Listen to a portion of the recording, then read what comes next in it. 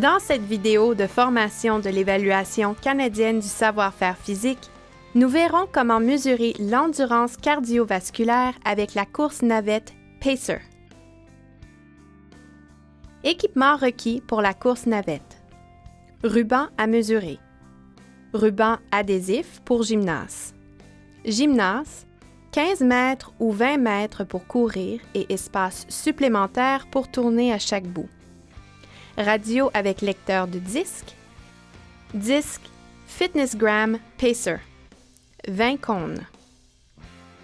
Vous trouverez les instructions sur la façon d'administrer le test dans le manuel de l'ECSFP. Ces instructions devraient être lues aux enfants.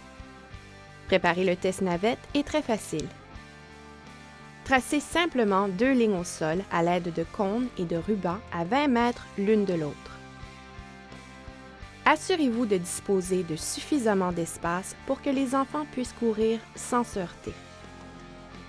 Les enfants devraient aussi avoir accès à 1,5 m d'espace dégagé au bout de chaque ligne pour leur permettre de changer de direction.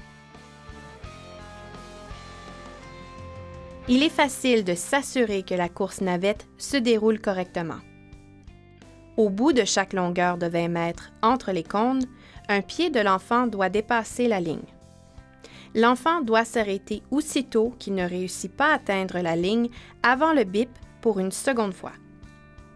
Contrôler sa vitesse de course est essentiel puisque la durée qui s'écoule entre chaque bip diminue progressivement. Le son du triple bip indique que la vitesse augmentera. Le son du bip simple indique la fin d'une longueur.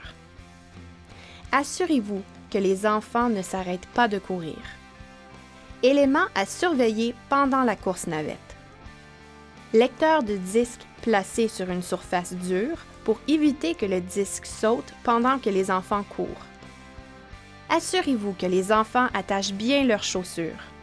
Si un enfant s'arrête pour attacher son soulier, son test est terminé. Assurez-vous que les enfants restent dans leur couloir pour éviter de les confondre. Retour au calme.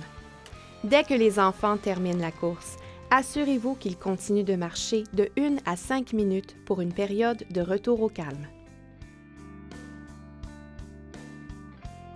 Notez le résultat de chaque enfant et la tâche d'un évaluateur. Celui-ci doit inscrire le nombre de longueurs complétées par l'enfant lorsqu'il ne réussit pas à atteindre la ligne avant le bip une deuxième fois. Comptez la première longueur non complétée, mais pas la deuxième. Voilà comment administrer la course navette Pacer. Visionnez les autres vidéos de l'évaluation canadienne du savoir-faire physique.